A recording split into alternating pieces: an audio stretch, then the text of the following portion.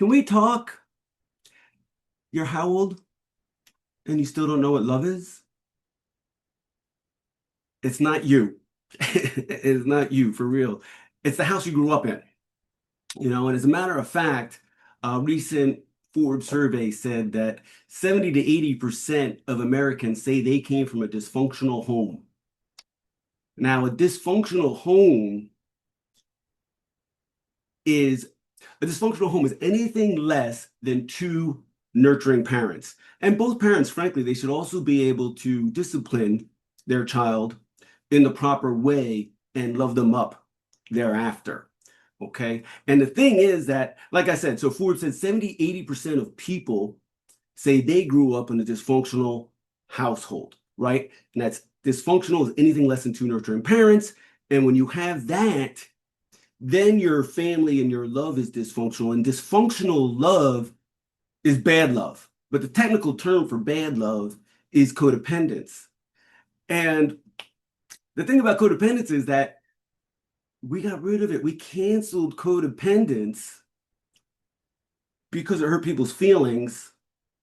And now we have a problem, right? Move over, Houston, because America, we have a problem here. We are dysfunctional, and it is on us to heal from our traumas and unite the states.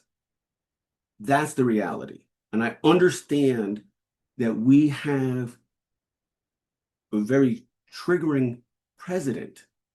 But what I don't understand is if he upsets you while you're obsessed with him.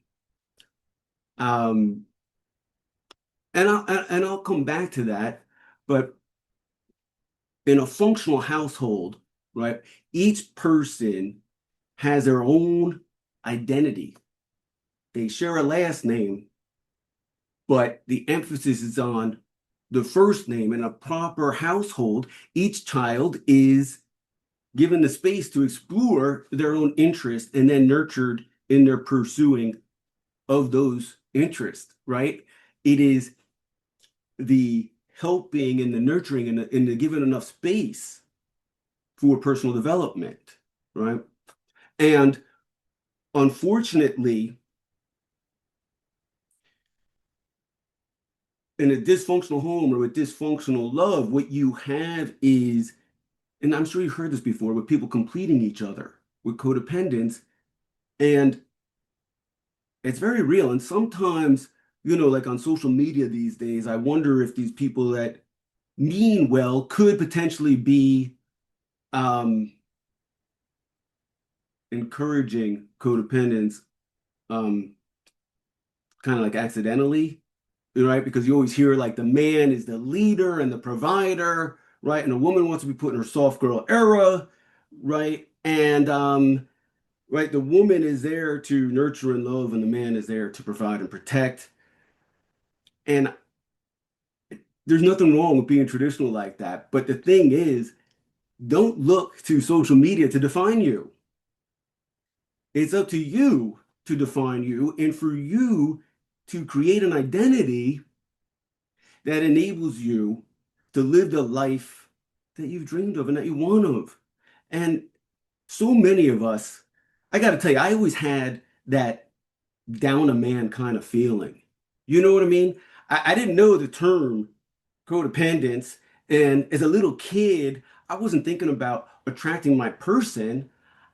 I just felt like, gosh darn it, I just need somebody to help me navigate this household and navigate this life because I can't take this guy I call dad because he he played God. My life felt like the Truman Show. This guy knew everything I did before I did it and what I did wrong. And I didn't, you know, we sat down at the table for dinner, but to me, it was an interrogation. And, the technical term from my father would be narcissist. But that's my dad. And he did his best, and I love him.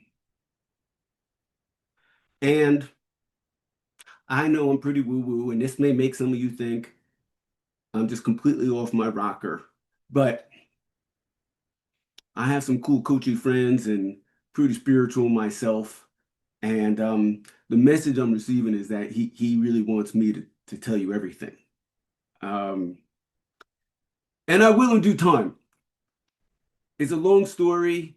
My father was abusive, and basically, I always knew that if I was going to heal it, it was going to have to come through forgiveness because I couldn't change him, right?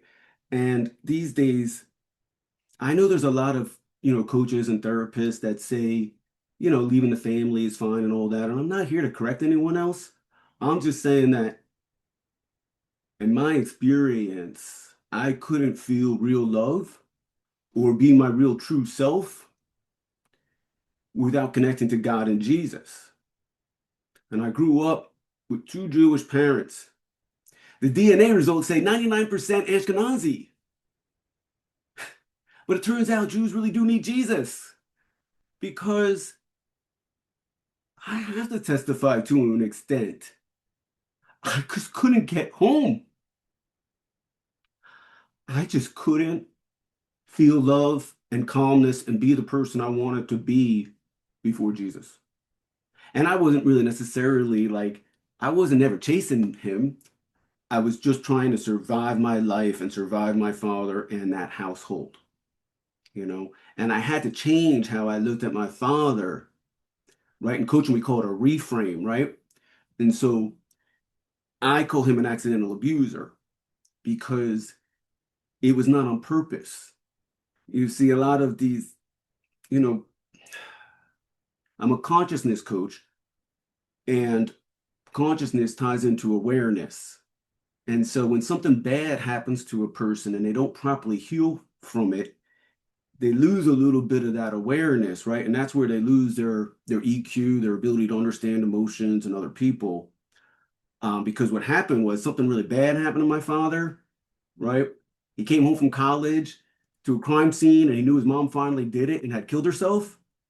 And he mourned for a while and he wasn't feeling better. So then he got angry and he took that anger and turned it into hustle. And then he made a good living and then he met a beautiful, angelic woman that I call mom. And then he was a master of the universe and he had no reason to change.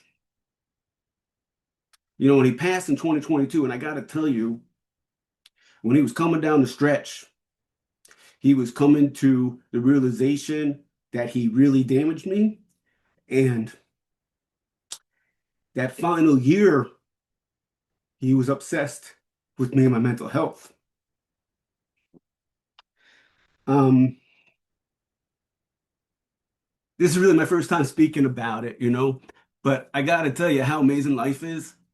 I couldn't sleep. I lost my ability to sleep when I was 15 years old because God got cancer and God was going to die, And then at 18 years old, I went to a psychiatrist, even though I had cried and begged when I was 8 years old for help. I didn't make it to the psychiatrist till I was 18 years old.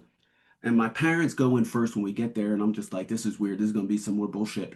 And then the psychiatrist calls me and he sits me down. He says, David, I want you to know you have depression and it's not your fault. Your grandmother had it and she killed herself. He didn't ask me one question. He just told me I had depression and he prescribed medication. I showed up lethargic because I had lost the ability to sleep. And while, yes, I did have depression, my biggest symptom was insomnia, and I couldn't sleep because I couldn't relax in that household because there was never a dull moment, and not in a good way.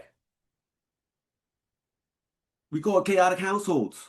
Temper tantrums, screaming, yelling, parents acting like children. And the truth, and here's the thing, technology and statistics with healthcare tend to be low. The reality is that if 70 to 80% of Americans feel they came from a dysfunctional home, it's probably 80 to 90%, which means only 10% of people hit the parent lottery. Parent lottery is two nurturing parents. And if you didn't hit that, what happens is a disconnect from your higher self and for God or Jesus or whatever you want to call your higher power. You were born, your parents made love, and 9 months later you came out. And then there was a disconnect. Something went wrong. A lot of times it was pretty minor. For me, my mom had postpartum depression. For a friend of mine, his father was changing his diaper and he got grossed out and kind of pushed him away. So it's usually something minor that could be overcome. But when the parents themselves are dysfunctional, just more and more accidents and mistakes happen. And the journey home is amazing, right? And the biggest thing is the intention to start on it, right? And then I always say it's like an inside the park home run, okay? And if you ever play baseball, well, anyway, you know the game of baseball. So you hit the ball and you can feel the smack on the bat, and you know you got at least a triple, and you don't even look up until you're 3/4 of the way to second base. And then you look at your third base coach after rounding second base, and Shaq is your third base coach. And he's like this. And you know what? You got to run through him. And the thing is, if you have faith and you're committed, you're going to do it. And I tell you what, it was terrifying, but when my foot hit third base, Shaq was gone. But it wasn't a free road. The next 90 feet to home plate, I hit every obstacle I ever hit in my whole life. I got help. And now I'm here to help you. And it just starts with a simple conversation. That's all. And I promise I'll leave you better than I found you, whether you choose to work with me or not. But I want to let you know that this is about reconciliation. And when I reconnect you with God, you will feel his love and you will envy the energy of love. And together we will figure out how you can live through love. And once you get there, your person will show up, right?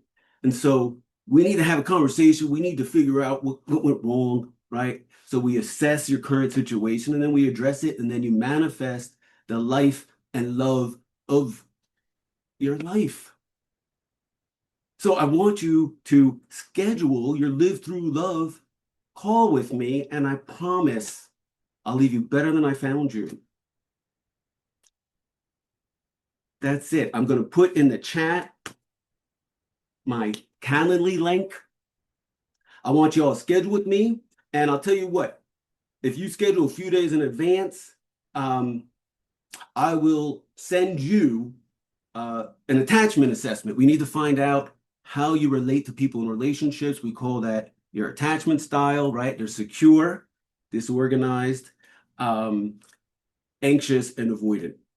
And the thing is, if we can get you to a secure attachment style, you become narcissist proof. Because when you're secure and attached to God, the moment someone or something, you get the feeling that it might get between that, you move on. And you stay on the path that you're on. And I just want to help you get on that path and stay on that path. So with that, I bid you adieu. And thank you so much for this opportunity. And I hope we get to talk some more. I'm David Jacks. Thank you. Bye for now.